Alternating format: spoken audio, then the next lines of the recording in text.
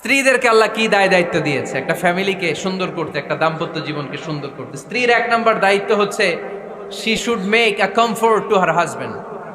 স্ত্রীর উচিত স্বামীর জন্য ঘরটাকে প্রশান্তির নীড় বানিয়ে রাখা। কি বানিয়ে রাখা? প্রশান্তির নীড়। স্ত্রী হওয়া উচিত এমন যাকে দেখলে স্বামীর চোখ জুড়ায়, স্বামীর প্রাণ জুড়িয়ে যায়, স্বামীর হৃদয়টা ঠান্ডা হয়ে যায়, ঠিক কিনা? আর স্ত্রীর দিকে তাকালে যদি মেজাজ গরম হয়ে যায়, মেজাজ খিটখিটে হয়ে যায়, ঝামেলা আছে না নাই? ঝামেলা আছে।